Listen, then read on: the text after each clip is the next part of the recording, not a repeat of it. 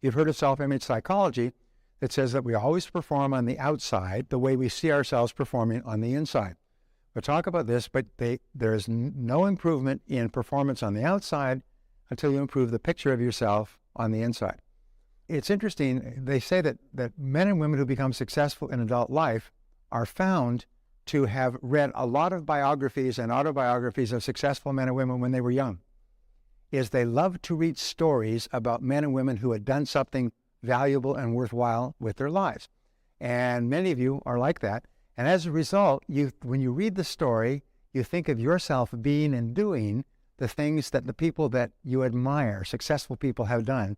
And those actually soak into you at an unconscious level, and they become part of your model of what a really good person would be.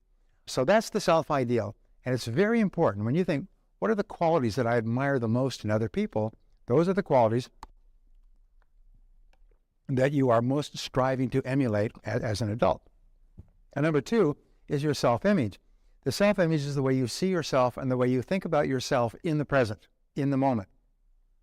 One of our friends, he asked me quickly if I could show him how he could be more effective in karate competitions.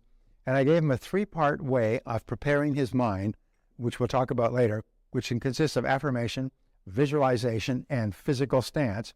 And he said he walked in totally transformed from being nervous and uneasy and unsure in competition. He won 2 silver medals the next competition. He said it was unbelievable. He said it's unbelievable the difference that making a very quick transition in your thinking makes before you go straight into competition. This, by the way, makes a powerful difference just before you go into making a sales call or applying for a job. You can bring about a very fast transition. We'll teach you that method a little bit later. But your self-image is important. All improvement in your outer world begins with an improvement in your self-image. That's why if you want to be thin, they say you have to think thin. What you do is you get pictures of people with fabulous bodies, and you take a photograph of yourself and put it over their face and put it on your refrigerator and put it on your main mirror and put it in your briefcase. So every time you see this fabulous body, there's your face staring back at you.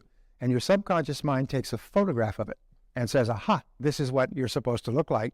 And your appetite starts to diminish and your appetite starts to change and you start to become more interested in healthy foods. So it's really quite amazing. We'll go into this at great depth. Your self-esteem is how you feel about yourself. And this is the most important of all discoveries. Your self-esteem is the determinant of your success and happiness in life. It's the most important thing of all. The best definition of self-esteem is how much you like yourself. How much you like yourself. I had a woman come up to me recently. She said, when she heard that from me, she said, she kept trying to say, I like myself. Your self-esteem can be built up by saying, I like myself. And she couldn't say it. She said her mother treated her terribly when she was growing up, and she hated herself. She hated herself. She said, and then one day she had a breakthrough, and she said, I don't like myself. I love myself. And it was, she said, it was like the sun coming up. She felt so happy, and all the old bitterness and resentment just fell away, and she just walked around just feeling happy that she loved herself. So say it. Say, I like myself. I love myself. Now, wonderfully enough, every time you say, I like myself, your overall self-concept goes up. As your overall self-concept goes up, your ability to perform and your levels of effectiveness in every area of your life go up as well. So the more you like yourself, the better you do in every single area. The more you like yourself, the better a salesperson you are, the better a parent you are, the better a boss you are, the better a friend you are, the better you do any skill, the better you learn, the better your memory is, the more creative, the more ideas you have. And when you have high self-esteem, I call this the reactor core of your nuclear personality. When your reactor core goes off, it explodes and you become the best person you could possibly be, and you are just happy. And the more you like yourself, the more you like other people, and the more they like you back. The more you like yourself, the more you really like others. If you look back over the years, you realize those kids all had high self-esteem.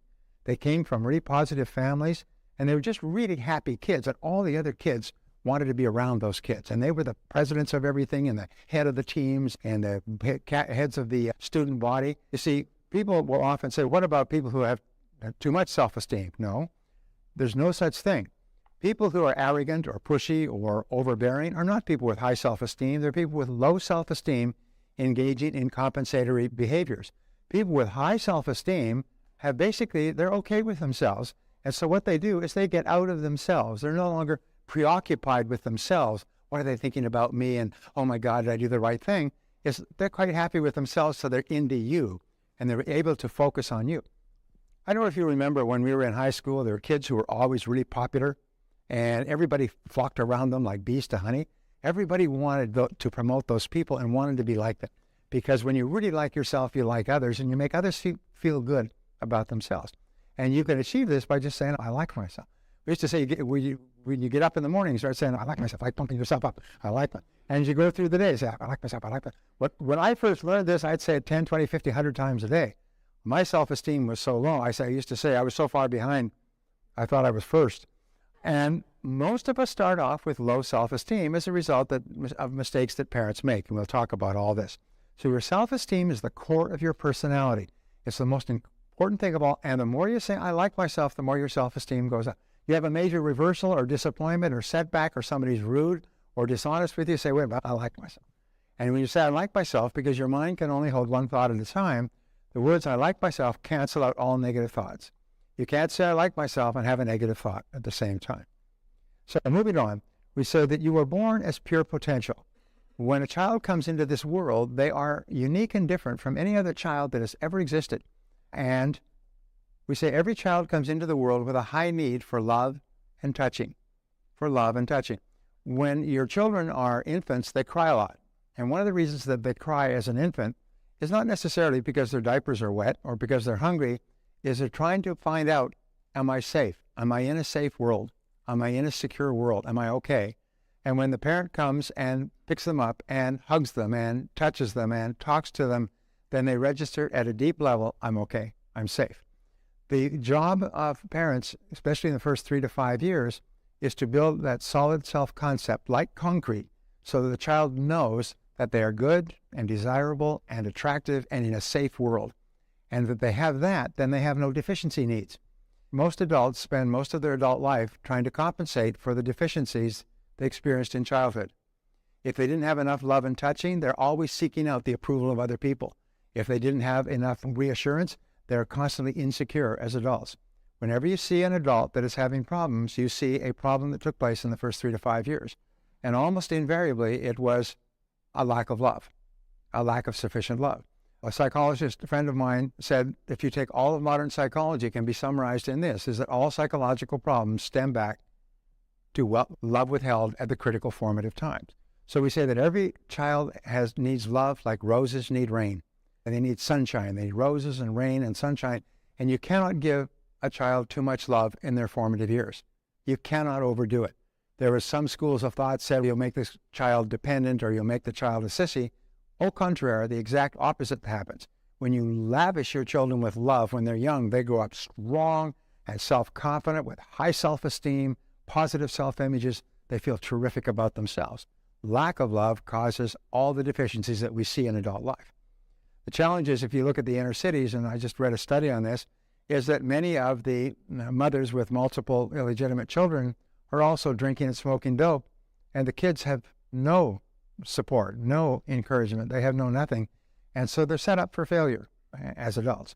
Another thing that's even worse is that sometimes one or both parents are so busy that they don't have time with the children. Children are born with 2 attributes. The first attribute is they are fearless. Children come into the world totally unafraid. In fact, children only have 2 fears when they're born, the fear of loud noises and the fear of falling. Some parents think it's funny to drop the child quickly, and the child screams and goes like this. They think it's funny. You can set up within the child a trauma in early childhood where the child can be afraid of falling, afraid of distances, afraid of spaces, afraid of stairs, afraid of all kinds of things by simply dropping them because they think it's funny. And of course, loud noises. Loud noises shock the child and scare the child. So you want to create an environment where those 2 don't happen. And this is experienced in the words, I can. The words of fearlessness is, I can do anything. They run around, they touch, they taste, they feel, they grab knives, they run out into traffic. They're unafraid of it. They don't know enough to be afraid. Anybody who's ever raised children knows that for the first 10 years of your life, you have to prevent them from killing themselves. Because they're little suicide bombers. They just don't understand the danger that exists. We have a swimming pool, and just after we'd had our first child, some friends of ours who also had a child She was on the phone. Doctor left the doors open. The little baby crawled out into the backyard and into the pool and onto the cover on the jacuzzi and crawled into the cover, and of course fell, and the cover then closed over the child. Talk on the phone, talk on the phone. The child was dead 30 seconds later. And of course the family never recovered from it. The husband and wife never recovered. They eventually divorced. It was just a terrible thing because they didn't realize you don't leave children alone. Our children were not alone for 10 years. They were never out of the sight of an adult for the first 10 years because children can kill themselves. As there were bars and bolts, and Barbara still has bars and bolts on the door. She doesn't want me to go up. But the thing is that children are unafraid of anything in their formative years because they don't know enough to be afraid. The second attitude that they have, the second attribute they have is they're completely spontaneous. They laugh, they cry, they peep, they poo, they do anything they want. They're completely spontaneous, which is expressed in the attitude, I don't have to. I don't have to do anything. They're completely free spirits when they're children. So the ideal child comes into the world, they are completely fearless and completely spontaneous. And so our natural birthright is to be unafraid and uninhibited. To be unafraid and uninhibited. And we go back to the principle of control. Where do you feel most in control? In the situation where you can be both unafraid and uninhibited. When you're with people that you know and love or know and love you, so you cannot say the wrong thing, and maybe you've had a little bit of wine or a lot, and you just become completely unafraid and uninhibited, and you're relaxed and you're spontaneous and you laugh and you have a great time. This is your normal birthright. This is what all children are meant to be. And unfortunately, children learn in two ways. The first is they learn by imitation, especially of their parents, of one or both parents. Many children, surprisingly enough, will imitate one parent, and some other children will imitate another parent. We will almost see them as the mirror. Mostly the female children imitate the mother, and the male children imitate the father. But we imitate them. I remember when my children were young, they would do something, and I would say, you stop that. And I heard my father, who's British, would say that to me all the time. You stop that, with his British accent. And I say, oh my God, I'm doing exactly to my children what my father did to me in the same words and for the same provocation. So that's what normally happens, is we naturally spill over and bring our own experience with our parent, and we inflict them on our children. And we're not even aware that we're doing it. That woke me up, by the way. I still remember. I thought, oh my God, I do not want to do to my children what was done to me. And I started to really examine my behaviors to make sure that I did not. So they learn by imitation. Now here's an interesting point. The study recently said that children learn if they live in an orderly world by looking at their mother. If their mother seems to be in control and on top of things and calm and in charge making decisions, they believe, this is an orderly world. If their mother is harassed and nervous and upset and angry and gets upset about little things that happen and so on, they believe that they live in a disorderly world and that they are insecure and they have to be like that. So as adults, they will be insecure. I had this woman come up to me and she said, she worries all the time. She worries for ridiculous reasons. I said, your mother was a worrier, wasn't she? She said, how do you know that? I said, like mother, like daughter. If your mother was a worrier, she taught you to worry at her knee. Now, little girl, this is how you worry when you grow up, okay? You take completely absurd things, you catastrophize, you blow them completely out of proportion, and you think about them all the time, okay? And, okay, mommy. And so they grow up, and as adults, they worry all the time. You sound like a genius. How did you know that about my father? How did you know that about your mother? This guy comes up to me, and he said, I never had any confidence. I said, your father was really a bastard, wasn't he? He was always criticized. How did you know that? Because if you're a male and you have no confidence, almost invariably, it was your father criticized you all the time. And as a result, you never had any confidence to try anything. How did you know that? Because the stuff we're talking about is so important, and yet it's so simple. So we say they learn by moving from discomfort toward comfort. Sigmund Freud's great breakthrough was the pleasure-pain principle, is that people move from pain to pleasure.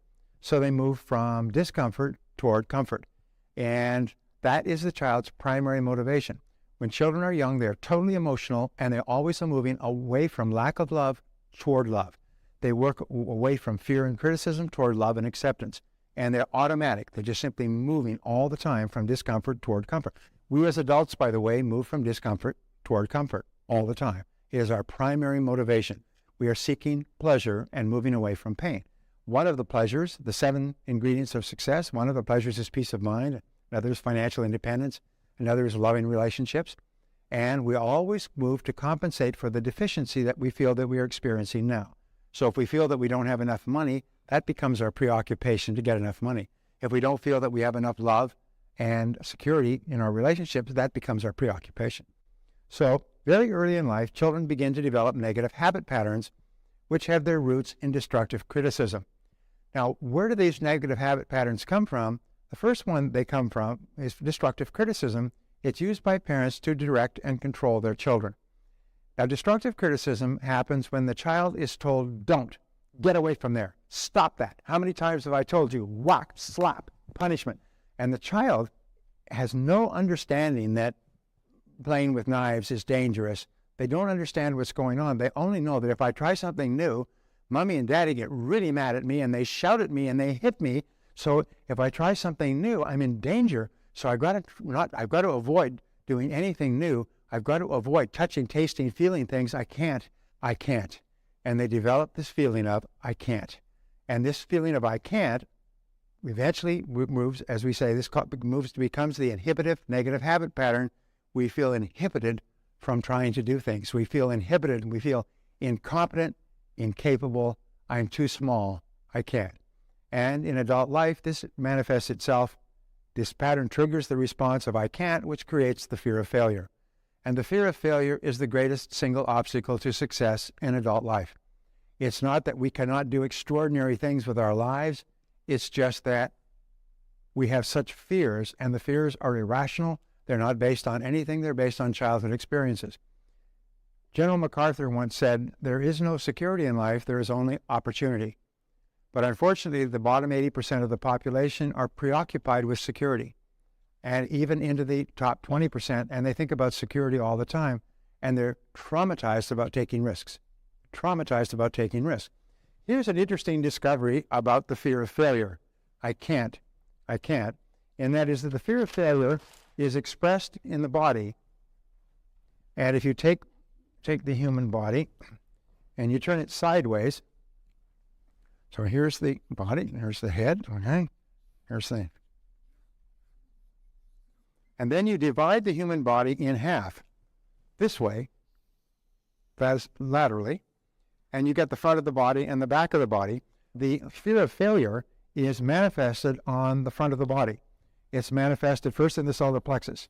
The solar plexus chokes up when you have a fear-induced thought or event. And then it'll dry out your throat. And it'll often cause you to have headaches. And it will often cause your bladder to run, and you have to run and go to the bathroom. Sometimes it'll cause you phlebitis and things. It'll cause you stomach pains. It'll cause your heart to pound faster. And these are all manifestations of the fear of failure.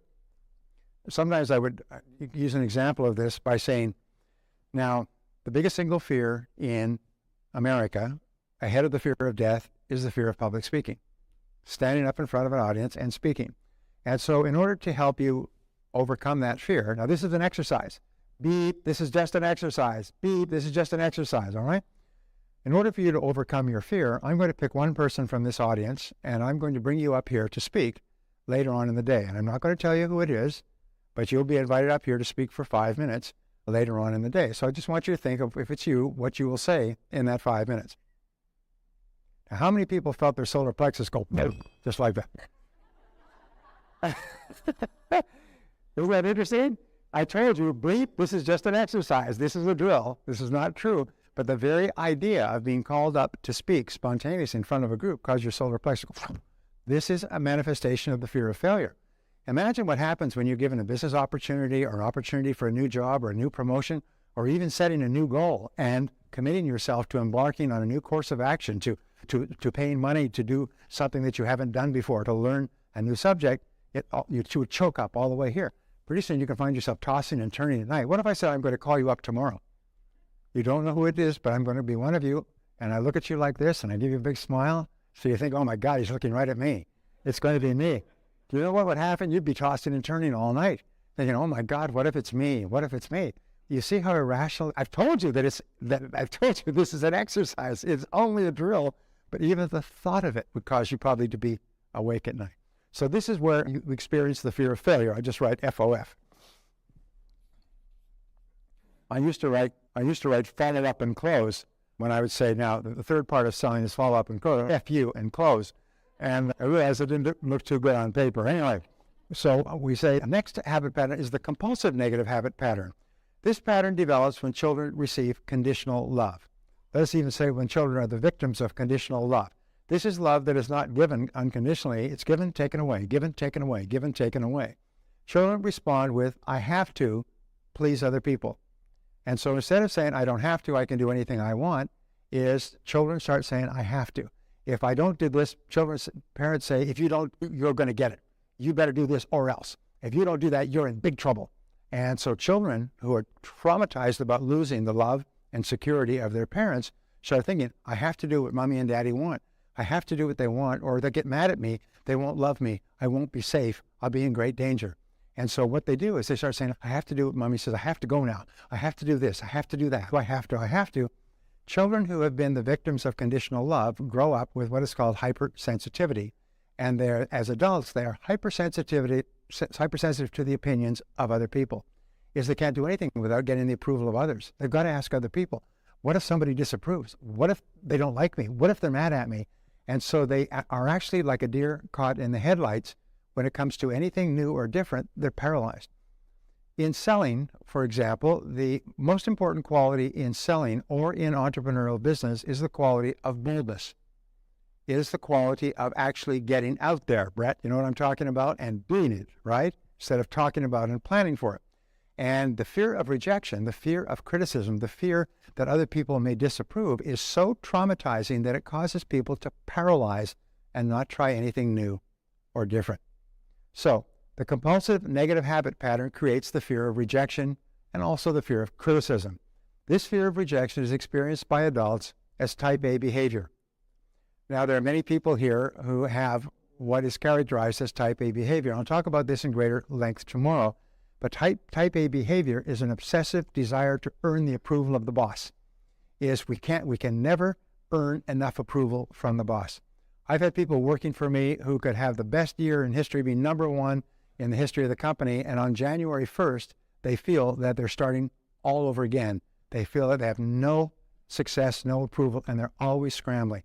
And what happens with type A behavior is you are trying to perform to what is called an undetermined high standard. In other words, you never know. You can never get there. You can never reach the point where you can relax because you never did get the unconditional love that you needed, and you can never get it from your boss. But we'll talk about that tomorrow. So we say that if you repeat over and over again, I like myself, your self-esteem increases and your fears will diminish. Now, this is one of the great breakthrough thoughts. If you can imagine that everybody has high levels of fears as a result of childhood experiences, and your mind can only hold one thought at a time, imagine your emotions like a teeter-totter is as your self-esteem goes up, your fears go down. And the more you like yourself, the less you fear failure. The more you like yourself, the less you fear rejection. The more you like yourself, the more you realize that if you do fail, it doesn't mean you're a failure. It means you tried something that didn't work out. One of the things we say is, remember, there's no such thing as failure, there's only feedback. And there's no such thing as failure, there's only feedback. And obstacles come not to obstruct, but to instruct. Obstacles come not to obstruct, but to instruct. That's the attitude of the self-actualizing person. And in another attitude of self-actualizing persons is that they are concerned with the thoughts and feelings of others, but not overly concerned, as they please at least themselves in all things. In other words, they say, you disapprove of me, or you reject me or criticize me when I call on you.